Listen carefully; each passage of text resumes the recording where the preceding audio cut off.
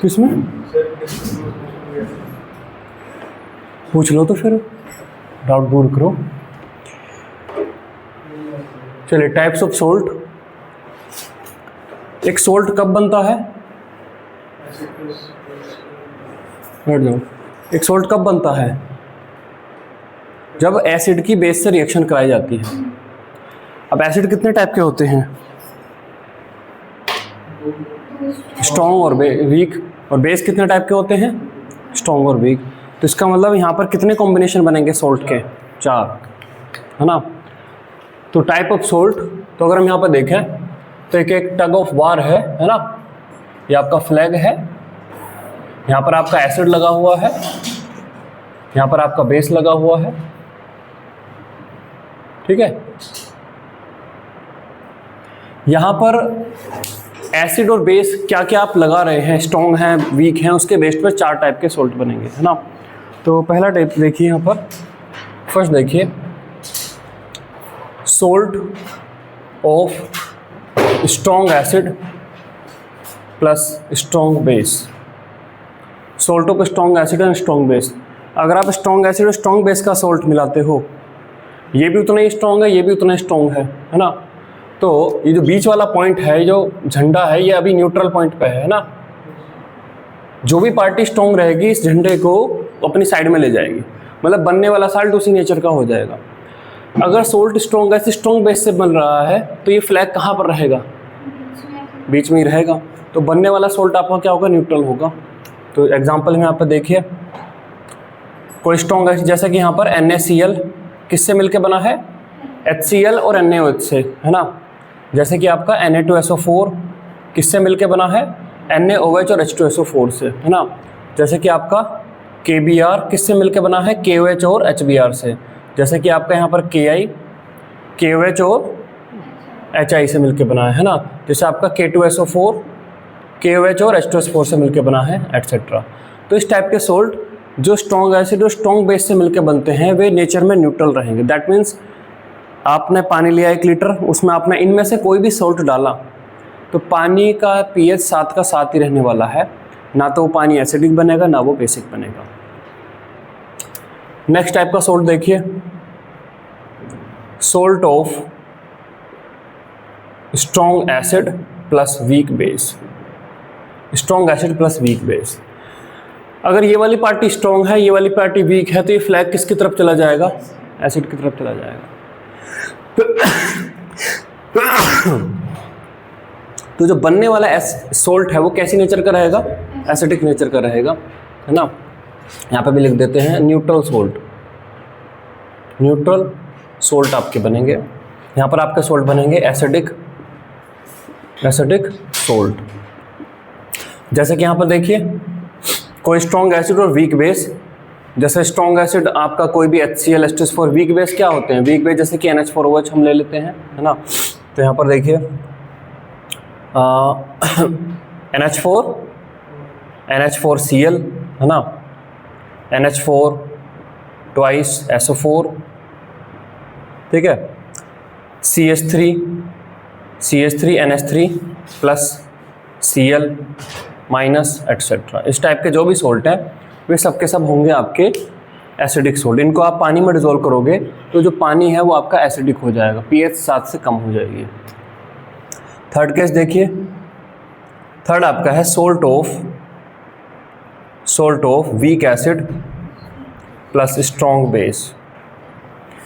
तो यहाँ पर आपके कैसे सोल्ट देखिए, अब यहाँ पर वीक एसिड और स्ट्रॉन्ग बेस है, तो ये फ्लैग किसकी तरफ चला जाएगा? बेस की तरफ चला जाएगा। तो आपके कैसे सोल्ट बनेंगे? Basic salt. आपके सोल्ट बनेंगे बेसिक सोल्ट। तो आपको एक वीक एसिड लेना है, वीक एसिड जैसे कि CH3COH HCOH, और उसकी किसी स्ट्रॉन्ग बेस NaOH KOH के साथ रिएक्शन करानी है। तो जैसे कि आपके CH3COONA HCOOK एटसेट्रा। इस टाइप के जो भी सोल्ट हैं वो बेसिक रहेंगे।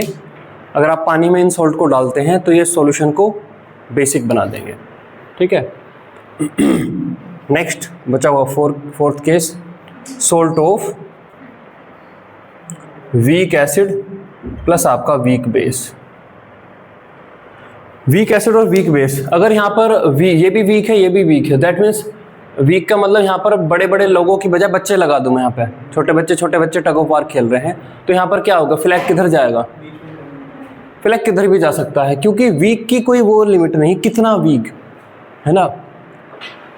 स्ट्रॉन्ग की लिमिट है, स्ट्रॉन्ग की लिमिट क्या है, ये भी 100%, ये भी 100%, और 100% से तो ज़्यादा है नहीं, तो स्ट्रॉन्ग की लिमिट है कि 100 होता है ये, वीक की लिमिट नहीं है। कोई अगर मान लो ये आपका 3% डिसोशिएट होता है और ये आपका 2% डिसोशिएट होता है, तो इसमें ये 3% वाला ज़्यादा स्ट्रॉन्गर हो जाएगा, तो फ्लैग इधर चला जाएगा, ठीक है। तो यहाँ पर हम एग्जैक्ट नहीं कह सकते कि बनने वाला सोल्ट आपका एसिडिक होगा, बेसिक होगा, हाँ अगर होगा भी तो बहुत हल्का सा एसिडिक, बहुत बल्का सा बेसिक, है ना। तो यहाँ पर कौन सा कम वीकर है उसके बेस पर डिसाइड होगा, है ना, ठीक है। तो यहाँ पर देखिए जैसे कि CH3 COO NH4, ठीक है, एटसेट्रा, इस टाइप के जो भी सोल्ट हैं वे आपके वीक एसिड वीक बेस के सोल्ट हैं। इनको पानी में डिजोल्व करने पे पानी हल्का सा एसिडिक भी हो सकता है, हल्का सा बेसिक भी हो सकता है, डिपेंडिंग Ka और Kb इनका क्या क्या है। अगर Ka ज़्यादा हुआ Kb से तो हल्का सा एसिडिक हो जाएगा, अगर Kb ज़्यादा हुआ Ka से तो हल्का सा बेसिक हो जाएगा, ठीक है। इसको लिखिए,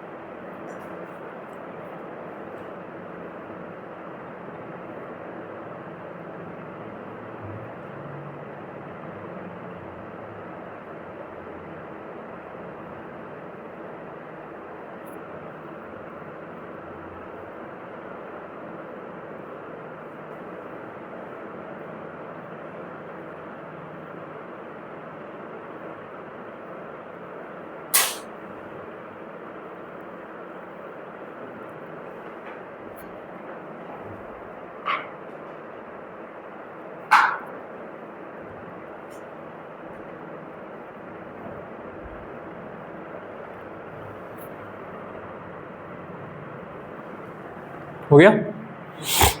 चलिए अब आगे पढ़ते हैं hydrolysis of salt.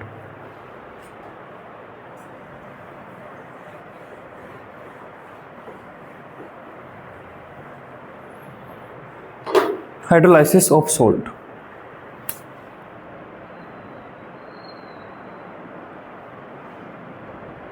Hydrolysis of salt, जब मैं यहाँ पर सॉल्ट था CH3CuNa, है ना, वीक एसिड जो स्ट्रॉन्ग बेस का सॉल्ट, थर्ड नंबर का जो है सोडियम एसीटेट। अगर मैं सोडियम एसीटेट कैसा है, बेसिक सॉल्ट है ना, दैट मीन सोडियम एसीटेट को अगर मैं 1 लीटर पानी में डालूँ, अगर 1 मोल उसका 1 लीटर पानी में डालूँ तो सॉल्यूशन को क्या बना देता है, बेसिक बना देता है। सॉल्यूशन को बेसिक का मतलब वहाँ जो pH है वो 7 से ज़्यादा हो जाती है। तो ये सॉल्ट ऐसा करते कैसे हैं, अगर मैं पानी में NaOH डालूँ और बेसिक हो जाए तो मुझे समझ में आता है कि NaOH पानी में डालने के बाद OH माइनस देगा, NaOH पानी में डालने के बाद OH माइनस देगा, तो पानी के अंदर OH माइनस H प्लस से ज़्यादा हो जाएंगे तो pH आपकी 8, 9, 10 हो जाएगी। ये तो समझ में आता है ना कि कैसा बेसिक हुआ। लेकिन जब इन सोल्ट को पानी में डाला जाता है तब कैसे pH आपकी 8 से 7 से ज़्यादा, मतलब कैसे बेसिक बनती है। इनके पास देने के लिए OH माइनस H प्लस ये थोड़ा है, CH3CuNa के पास कहाँ OH माइनस है जो बेसिक बना रहा है। समझ में आ रही है?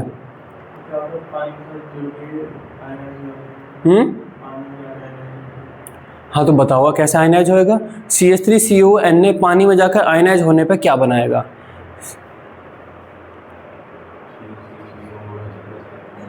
CH3CuH plus NaOH। ये इतना वो नहीं कि डायरेक्ट ऐसे बन जाएगा, मतलब CH3CuH भी बन जाएगा और NaOH भी बन जाएगा।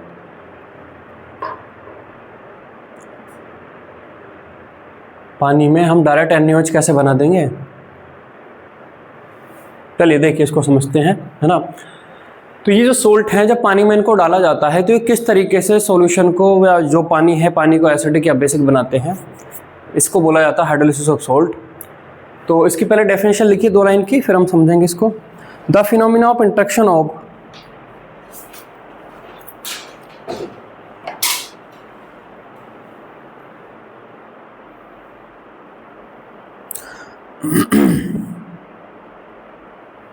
the phenomena of interaction of cation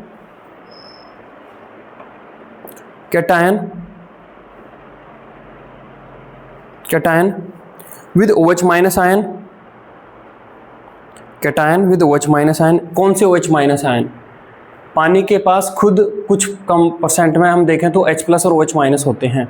पानी खुद डिसोसिएटेड रहता है ना, कुछ H प्लस और OH माइनस बना के रखता है, ठीक है।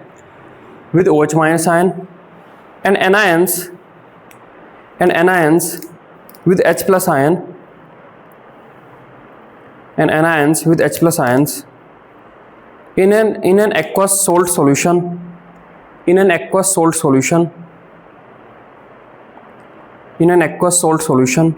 is known as hydrolysis of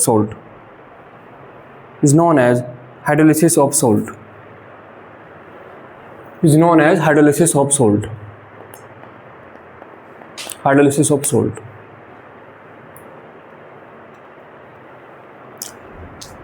अगर पानी में H प्लस और OH माइनस रहते हैं, अगर मैंने पानी लिया तो उसमें H प्लस है और उतना ही उसमें OH माइनस है।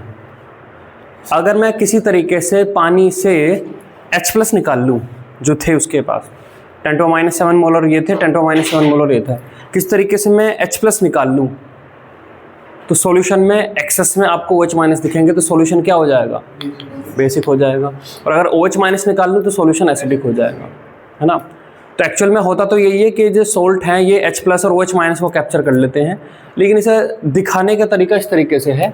यहाँ पर वो ये कहता है कि अगर आपने मान लो यहाँ पर CH3COONa ये आप पानी में डालते हैं तो इसमें जो वीक वाला पार्ट है ये वीक उससे कंपोनेंट से आया है, ये स्ट्रॉन्ग कंपोनेंट से आया है, ये आपका वीक एसिड वाले कंपोनेंट से आया है, ये स्ट्रॉन्ग वाले कंपोनेंट से आया था। जो वीक वाला कंपोनेंट है ये केवल हाइड्रोलाइज होगा, ये वाला हाइड्रोलाइज नहीं होगा। तो यहाँ पर वो ये कहता है जब आप इसको पानी में डालोगे तो ये जो CH3COO माइनस जो एनायन आपके पास है ये पानी के साथ इंटरेक्ट करेगा पानी के साथ इंटरेक्ट करने का मतलब वही है, पानी में से जो H+ थे उनको ले लेगा और यहाँ पर ये कि इक्विलिब्रियम बनाएगा और ये इक्विलिब्रियम आपको ऐसा दिखेगा CH3 COOH और यहाँ पर आपका ये इसके रिजल्टेंट ही बचे रह जाएंगे OH-। अब ये बचे रह जाएंगे OH-, या तो आप इसे ऐसे दिखा सकते थे कि पानी के पास जितने H+ थे उतने ही OH- थे, तो H+ तो इसने खा लिए तो रिजल्टेंटली OH- बचे रह गए, या इसको इस तरीके से दिखा सकते हैं कि पानी के अंदर से इसने H+ ले लिए और बचे हुए OH- अब जनरेट हो गए। दोनों बातों का मतलब यही है। तो दैट मीन जब एसीटेट आयन को डाला जाता है तो पानी के साथ इंटरेक्ट करके OH- बनाता है और साथ में CH3CH बनाता है। तो ये जो OH- जो बन रहे हैं इनकी वजह से सॉल्यूशन आपका बेसिक बनेगा। उसी तरीके से देखिए, जैसे आप यहाँ पर डालते हैं NH4Cl, तो इसमें ये वाला कंपोनेंट है जो वीक से आया है और ये वाला कंपोनेंट है जो स्ट्रॉन्ग से आया है। तो जो वीक वाला कंपोनेंट है एसिड का, स्ट्रॉन्ग वाला नहीं, इसको जब आप पानी में डालते हो तो ये कैसा सोल्ट है, ये NH4Cl कैसा सोल्ट है, एसिडिक सोल्ट है। तो पानी में डालने पे एक्सेस H+ आपको बनते हुए दिखने चाहिए। तो जब आप इसको NH4+ को पानी में डालते हैं तो वाटर के साथ ये इंटरेक्ट करता है और यहाँ पर ये क्या बना लेता है, ये बनाता है NH4OH और साथ में यहाँ पर बचे रह जाते हैं H+। इन H+ की वजह से सॉल्यूशन आपका एसिडिक दिखता है ना। चलिए अब यहाँ पर एक ये क्वेश्चन बनता है कि जब हमने ये इनको लिया तब हमने जो वीक वाला कंपोनेंट है केवल उसी की पानी के साथ रिएक्ट करा के हमने ये बनाया, मतलब उसी का हमने हाइड्रोलिसिस कराया। स्ट्रॉन्ग वाला कंपोनेंट हाइड्रोलाइज क्यों नहीं होता है ना। इसे दो तरीके से समझ सकते हैं, उनके Ka, Kb के रेस्पेक्ट में या थर्मोडायनामिक्स के बेस पर। थर्मोडायनामिक्स के बेस पर समझना रिलेटिवली ज़्यादा आसान है। तो देखिए यहाँ पर क्वेश्चन ये है, वाई द कैटायन, ये कैटायन है of weak base and anion, ये एनायन है, anion of weak acid hydrolyse in water. ये वीक वाला कंपोनेंट ही क्यों हाइड्रोलाइज हुआ, Na+ ने क्यों H2O के साथ रिएक्शन ना कर ली, ये वीक वाला ही क्यों हाइड्रोलाइज हुआ, Cl- ने क्यों वाटर के साथ रिएक्शन ना कर ली, है ना। तो यहाँ पर देखिए, मान लिया हम एग्जांपल यहाँ पर लेते हैं किसका, CH3 COONA का। इसमें केवल यही वाला क्यों हाइड्रोलाइज होता है, ये वाला हाइड्रोलाइज क्यों नहीं होता, हम इसको जानेंगे। तो देखिए जब आप देखें तो अगर आपके पास यहाँ पर है NaOH और NaOH जब आपका ये टूटता है तो ये आपका बनाता है Na+ और प्लस आपका यहाँ पर ये OH-, ये आपका बनाता है, ठीक है। और यहाँ पर साथ में हीट भी निकलती है। जब आप इसको पानी में डालते हैं तो ये टूटना चाहता है, NaOH पानी में जाकर 100% डिसोसिएट होना चाहता है और उस साथ में हीट भी निकलती है, ठीक है। वही देखिए CH3 COOH, इसका दूसरा कंपोनेंट जिससे वो आया है, जब आप इसको पानी में डालते हैं तो आपका बनता है, थोड़ा सा स्पेस देकर लिख लेते हैं, पानी में जब आप इसे डालते हैं तो ये आपका टूटता है CH3 COO- और प्लस आपका ये H+। लेकिन ये खुद से डिसोशिएट होना नहीं चाहता, मतलब अगर इसे डिसोशिएट करना है तो हमें एक तरीके से हीट लगती है और ये हीट यूजुअली सॉल्यूशन से लेता है ना। दैट मीन्स ये हीट लेता तब टूटना चाहता, मतलब अपने आप नहीं टूटना चाहता, आप इसको हीट दोगे तब जाके टूटना चाहेगा, ठीक है। अब इनके रिवर्स प्रोसेस की बात करें कि अगर आप Na+ को डालेंगे, है ना, अगर आप Na+ को डालेंगे पानी के साथ इंटरेक्ट करेगा तो वो NaOH बनाता हुआ दिखेगा। दैट मीन्स ये रिएक्शन इस डायरेक्शन में होती हुई हमें नजर आती है, ये इस डायरेक्शन में होती है ना, इस डायरेक्शन में फिजिबल है।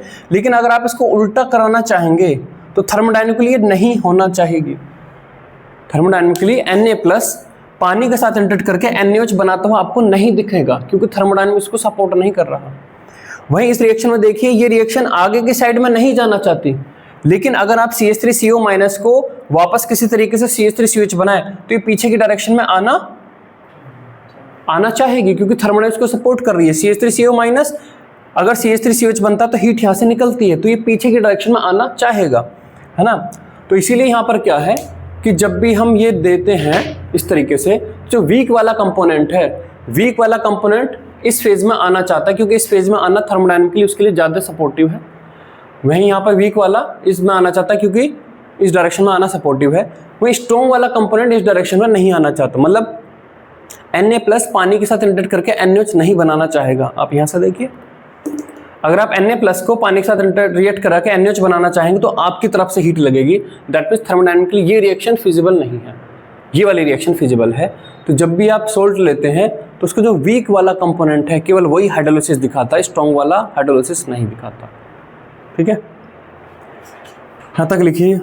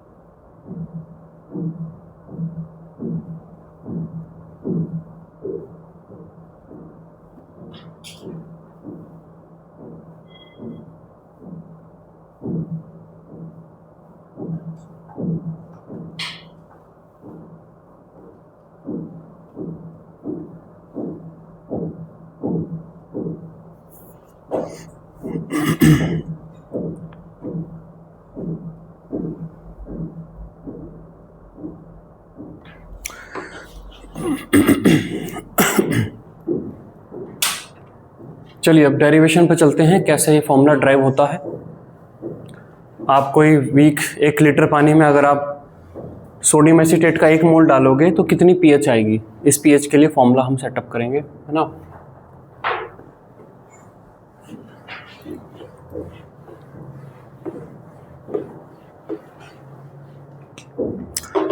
हाइड्रोलिसिस ऑफ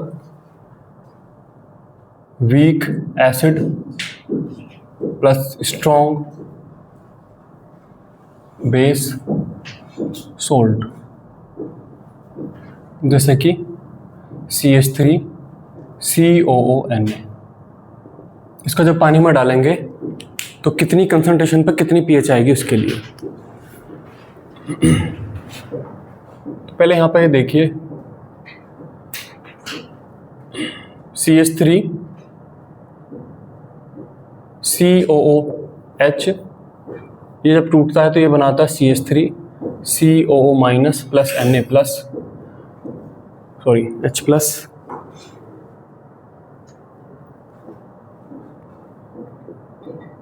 और इस रिएक्शन का एक कांस्टेंट है Ka, दैट मीन्स Ka आपका ये आता है K equal to concentration of CH3 COO minus concentration of H plus divide by concentration of CH3COOH। एक हमारे पास ये कांस्टेंट होता है, एक चीज़ तो हमें ये चाहिए, दैट मीन्स इसे मैं 1 नाम दे देता हूँ। एक आपके पास ये होता है KW equal to concentration of H plus और कंसंट्रेशन ऑफ OH माइनस, इसे मैं 2 नाम दे देता हूँ। ठीक है, तो आगे चलते हैं। चलिए देखिए, आपने अगर यहाँ पर ये डाला है CH3COOCONA, आपने अगर इसको पानी में डाला है, तो पानी में डालने पे पहले तो ये बनाएगा CH3COO माइनस, ये बनाएगा, और यहाँ पे प्लस आपका Na प्लस बनाएगा। पानी में डालने पे पहले तो ये होएगा। ठीक है, अब इन दोनों में से केवल यही आयन है जो हाइड्रोलाइज होने के लिए राजी है, ये वाला हाइड्रोलाइज होगा ही नहीं, तो हम इससे चर्चा आगे इससे करेंगे। इसे तो ऐसे ही पड़ा रहेगा, जितने आपने Na प्लस डाले उतने के उतने ही ऐसे पड़े रहेंगे। यहाँ पर देखिए CH3COO माइनस है, साथ में H2O, यहाँ पर क्या होगा, यहाँ पर आपका ये बनेगा CH3COOH बनेगा, और प्लस आपका यहाँ पर OH माइनस। इस रिएक्शन का एक कांस्टेंट होगा K होगा, एक इक्विलिब्रियम है तो कांस्टेंट K होगा। ठीक है, K को लिख लेते हैं। K क्या होगा, K आपका होगा concentration of CH3COOH, concentration of OH minus divide by concentration of CH3COO minus और कंसंट्रेशन ऑफ H2O। पानी में खुद पानी की कंसंट्रेशन कांस्टेंट रहती है, तो जब पानी आता है तो हम पानी वाली कंसंट्रेशन को इधर इस कांस्टेंट के साथ मल्टीप्लाई कर देते हैं, क्योंकि बार बार क्यों इस कांस्टेंट को मैं कैरी करूं जब ये कांस्टेंट है ही। ठीक है, तो इस कांस्टेंट को इधर इस कांस्टेंट के साथ लाके एक नया कांस्टेंट बना देते हैं। तो K into concentration of H2O equals to, ये आपका आ जाएगा ये CH3COOH, concentration of OH minus, और यहाँ पर कंसंट्रेशन ऑफ CH3COO माइनस। ठीक है, अब constant multiply by another constant, और ये क्या प्रोसेस हो रहा है, ये हाइड्रोलिसिस हो रहा है। तो इस कांस्टेंट को मैं नाम दे देता हूँ KH। H stands for hydrolysis, K for constant, तो हाइड्रोलिसिस कांस्टेंट, तो मैं इसको नाम दे देता हूँ KH, और KH आपका हो जाता है ये CH3COOH OH माइनस, और यहाँ पर आपका CH3COO माइनस। ठीक है, अब जब भी वो आपको बोलेगा कि 1 लीटर पानी में मैंने 1 मोल CH3CONA डाल दिया है, तो वो आपको CH3COH की जानकारी देगा, वो हाइड्रोलिसिस कांस्टेंट आपको नहीं देगा। वो आपको कभी भी ये नहीं देता, वो आपको K देता है ना, इस वीक एसिड का K देता है। तो ये जो मैंने इधर एक्स्ट्रा लिखा है वो इसलिए लिखा है जिससे कि मैं KH को रिप्लेस कर सकूं K की टर्म में। ये जो मैंने इधर पहले से लिखा था, अभी इससे तो कोई मतलब चल ही नहीं रहा था ना, मतलब तो सारा इधर चल रहा है। तो ये इधर की एक्सरसाइज मैंने इसलिए की थी कि जिससे मैं KH को रिप्लेस कर सकूं K में, क्योंकि आपको कभी भी क्वेश्चन में KH नहीं देता, वो आपको K देता है वीक एसिड का। तो यहाँ पर देखिए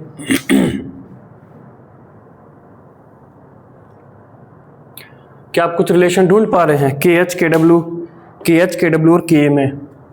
क्या इन तीनों में कुछ हो पाएगा जिससे मैं KH को रिप्लेस कर दूं?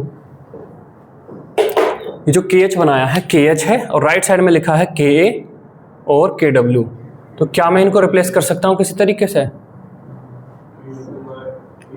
क्या KH KA KW की टर्म में कुछ है? क्या है? KH इक्वल टू हाँ KW अपॉन KA, ये आ जाएगा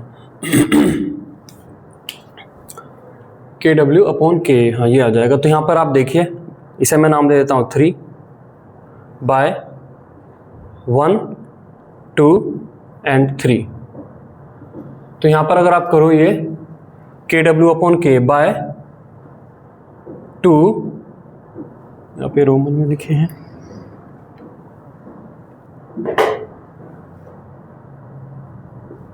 bye 2 divide by 1, by 2 divide by 1। तो मैं यहाँ पे क्या मिलेगा KW अपॉन KA, और KW आपका है concentration of H plus, concentration of OH minus, और डिवाइड बाय KA आपका है ये CH3COO minus, concentration of H plus, और यहाँ पर आपका ये CH3COOH। यहाँ पर अगर आप देखें तो H+ से आपका ये H+ कट जाएगा और ये जो एक्सप्रेशन है वो यही एक्सप्रेशन है। दैट मीन्स ये आपका आ गया KH। तो मैं आ गया अब KH को कैरी नहीं करूँगा, मैं KH को KW KW मुझे पता होता है 10⁻14 और K हमेशा वो एसिड का K देगा। तो इसलिए मैंने ये सारी एक्सरसाइज इसलिए की थी जिससे कि मैं इसको इन टर्म्स में रिप्लेस कर सकूँ। ठीक है, चलिए यहाँ तक अभी एक सेटअप किया है कि KH को कैसे रिप्लेस किया जाएगा। अब ये कहानी यहाँ पर रुक जाती है। ये समझ में आ गया यहाँ तक की एक्सरसाइज के लिए। अब चलिए अब वापस इस पर चलते हैं। CH3COO- आप इसको पानी में डालेंगे तो ये आपका दिखाएगा,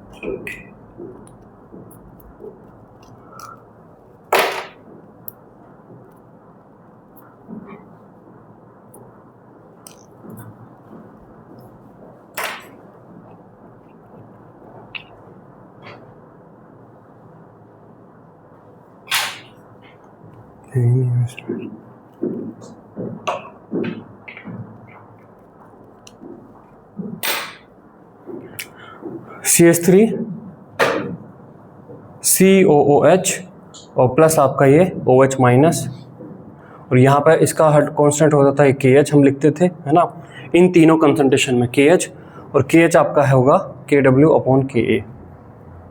चलिए तो आपने इनिशियली यहाँ पर इसकी C मोलर कंसंट्रेशन डाली, आपने सोडियम एसीटेट को पानी में डाला तो कुछ कंसंट्रेशन रही होगी। अब ये इस तरीके से फॉरवर्ड में जाता तो एट इक्विलिब्रियम पे ये आपका C1 - अल्फा होगा, जहाँ पर कि अल्फा डिग्री ऑफ हाइड्रोलिसिस है। तो इधर मैं लिख लेता हूँ अल्फा यहाँ पर क्या है, डिग्री ऑफ हाइड्रोलाइसिस, यहाँ पर आ जाएगा आपका C अल्फा और यहाँ पर आपका आ जाएगा C अल्फा। ठीक है, तो चलिए यहाँ पर KH इक्वल टू आपका क्या होगा, C alpha into C alpha divide by C1 - alpha, जहाँ पर आपका हो जाएगा C alpha square upon 1 - alpha, जहाँ पर मैं इसको बोल दूंगा कि C alpha square as alpha is small, जैसा हमने पहले भी किया है, ये आपका आ जाएगा। ठीक है, अब यहाँ से देखिए अल्फा आपका क्या आ जाएगा, अल्फा आपका आ जाएगा KH डिवाइड बाय C और उसका अंडर रूट, ये आपका आ जाएगा। अब आपको यहाँ पर चाहिए मिल क्या रहा है, यहाँ पर आपको मिल रहा है OH माइनस की कंसंट्रेशन। तो देखिए यहाँ पर कंसंट्रेशन ऑफ OH माइनस कितनी है आपकी, C अल्फा, तो C इंटू अंडर रूट के अंदर KH into C, that means under root के अंदर यहाँ पर आपका KH इंटू C। लेकिन आपको फाइनली क्या चाहिए होता है, आपको फाइनली चाहिए होता है H+ की कंसंट्रेशन, है ना, हमेशा वो आपसे pH पूछता है ना कि POH। यहाँ से देखिए अब यहाँ पर अगर आपको चाहिए H+ की कंसंट्रेशन तो आपको कैसे मिल सकती है, KW upon concentration of OH minus से, ये हमारे पास हमेशा होता है concentration of H+ equal to KW upon OH minus.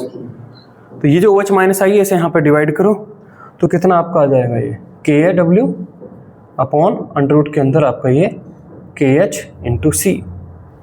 अब यहाँ पर KW, अब KH की अपनी वैल्यू रख दो, KH की अपनी वैल्यू है KW अपॉन KA, तो KW अपॉन KA इंटू आपका C।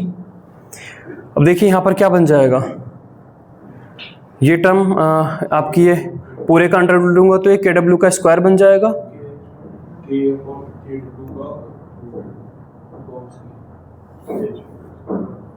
K तो ऊपर आ जाएगा ना, तो ये आपका आ जाएगा अंडर रूट के अंदर KA KW अपॉन C। ठीक है, अब यहाँ पर मैं कर देता हूँ इसको, ज़्यादा कंजस्टेड हो गया थोड़ा सा, कोई बात नहीं। तो आपका ये आ गया कंसंट्रेशन ऑफ H+, आपका आ गया अंडर रूट के अंदर KA KW upon C। log ले लेते हैं, तो log लेकर हमें क्या मिलेगा, log h प्लस, तो यहाँ पर आपका क्या आ जाएगा, पूरे का ब्रैकेट है, अंडर रूट है तो 1/2, और फिर ब्रैकेट के अंदर log ka plus log kw minus के log c, दोनों साइड में माइनस से मल्टीप्लाई कर देते हैं, तो minus log concentration of H plus equal to 1/2, इसे इधर पहले मैं यहाँ पे लिख लेता हूँ इस वाले को, माइनस log kw, फिर इसे लिख लेता हूँ माइनस log ka, और ये हो जाएगा प्लस के log c। Minus log H plus होता है pH, तो आपका हो जाएगा pH इक्वल टू 1/2 ब्रैकेट के अंदर, माइनस log kw होता है 14, क्योंकि log kw मतलब 10⁻⁻14, माइनस बाहर आएगा तो 14, तो 14 माइनस log ka होता है प्लस के pka, और प्लस आपका log c। तो ये फाइनली फॉर्मूला आपको यहाँ पे बनता है। एक लंबा प्रोसेस है, इस तरीके से आपका ये फॉर्मूला बनता है वीक एसिड स्ट्रॉन्ग बेस का, अगर सॉल्ट को आप हाइड्रोलाइज करते हैं, उसकी अगर आप सी कंसंट्रेशन बनाते हैं तो ये फाइनली आपको पीएच अचीव होएगी। लिखिए इसको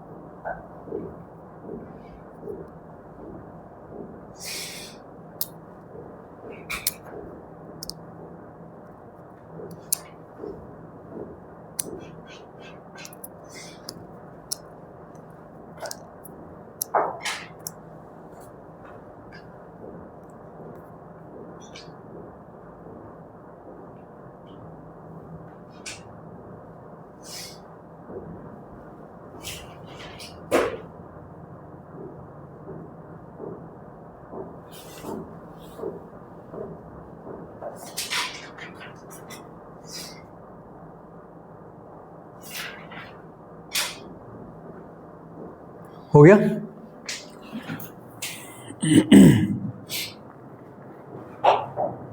वे क्वेश्चन पूछ कर जाना, कभी नीचे क्रिकेट खेलने पक जाओ। चलिए, तो देखिए ये जो डेरिवेशन है, ये डेरिवेशन कभी भी एग्जाम में डेरिवेशन आपसे नहीं पूछेगा, है ना, लेकिन आपको लाइफ में एक बार ये डेरिवेशन के आया कैसे ये पता होना चाहिए। ठीक, चलिए तो ये जो फॉर्मूले बनते हैं, ये 4 फॉर्मूले बनेंगे क्योंकि 4 टाइप के सॉल्ट हैं। तो 4 टाइप के सॉल्ट के 4 फॉर्मूले कैसे बनते हैं, कैसे हम उसे याद रखेंगे, अब इस पर चलते हैं, है ना।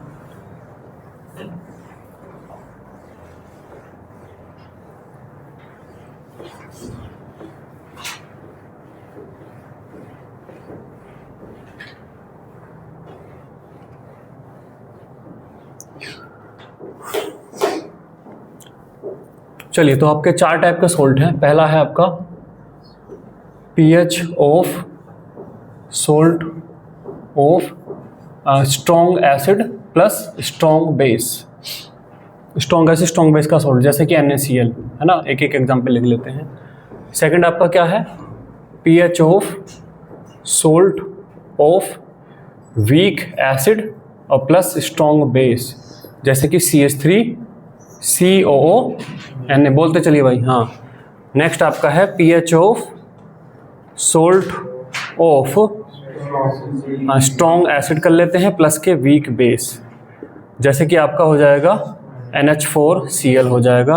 और फोर्थ केस क्या आ जाएगा, pH of salt of weak acid plus weak base जैसे कि आप यहाँ पर CH3 COONH4, ठीक है, इस टाइप के सॉल्ट हैं। अब इनके 4 फॉर्मूले हैं, उन्हें कैसे हम पता करेंगे, कैसे मेमोराइज रखेंगे। तो एक ये फॉर्मूला मैंने बनाया हुआ इसके लिए, है ना, pH = 1/2 ब्रैकेट के अंदर 14 प्लस pKa। मुझे एसिड पसंद है इसलिए मैंने एसिड के लिए pKa के साथ प्लस लगा दिया है, क्योंकि बेस तो बेबी को भी पसंद है ना, माइनस के pKb। समझे नहीं लगा तुम, बेबी को बेस पसंद है तो इसलिए मैंने बेस के साथ माइनस लगाया है, ठीक है। अब ये जो pK और pKb जो होते हैं, ये किसके लिए होते हैं, स्ट्रॉन्ग एसिड स्ट्रॉन्ग बेस के लिए या वीक एसिड वीक बेस के लिए, वीक एसिड वीक बेस के लिए। तो इस फॉर्मूले में से जब भी हमारा ये आएगा, मैं वो कंपोनेंट उठा लूँगा जो उसके लिए रिलेवेंट होगा। चलिए, pH of salt of strong acid strong base, तो यहाँ पर देखिए pH = 1/2 ब्रैकेट के अंदर 14 उठा लूँगा। क्या मुझे pK उठाना चाहिए, नहीं, क्योंकि वो स्ट्रॉन्ग एसिड है। क्या मुझे pKb उठाना चाहिए, नहीं, तो साथ में log C ये भी नहीं उठाऊंगा, है ना। तो यहाँ पर 14 बस इतना रह जाएगा और आपका आ जाएगा 7। तो अगर आपका स्ट्रॉन्ग एसिड स्ट्रॉन्ग बेस का सॉल्ट है NaCl Na2SO4 इस टाइप का कोई भी, आप उसे पानी में डालेंगे तो pH 7 की 7 ही रहने वाली है, क्योंकि उसका ना तो कैटायन हाइड्रोलाइज होता है ना उसका एनायन हाइड्रोलाइज होता है, तो कोई फर्क नहीं पड़ता। चलिए अब आगे चलते हैं। pH = 1/2 ब्रैकेट के अंदर 14। अब यहाँ पर क्या है, वीक एसिड है, स्ट्रॉन्ग बेस है, तो वीक एसिड है तो क्या मैं इसे उठा लूँ, और इसे नहीं उठाएंगे। इसे उठाओगे प्लस का pK उठाओगे तो साथ में प्लस का log C उठाना पड़ेगा, तो आपका हो जाएगा प्लस का pKa और प्लस का log C, ये आपका हो जाएगा। चलिए आगे चलते हैं। pH = 1/2 ब्रैकेट के अंदर 14। अब यहाँ पे मैं क्या उठा लूँ, pKb माइनस pKb, है ना, माइनस का pKb और माइनस का log C, ये हम यहाँ पे उठा लेंगे, ठीक है। अगला चलिए यहाँ पर pH = 1/2 ब्रैकेट के अंदर 14 प्लस का pK उठा लेंगे और साथ में प्लस का log C उठा लेंगे, माइनस का pKb उठा लेंगे और माइनस का log C उठा लेंगे। अब यहाँ पर ये log C आपका कट जाएगा, तो आपका आ जाएगा 1/2 ब्रैकेट के अंदर 14 प्लस का pKa और माइनस का pKb।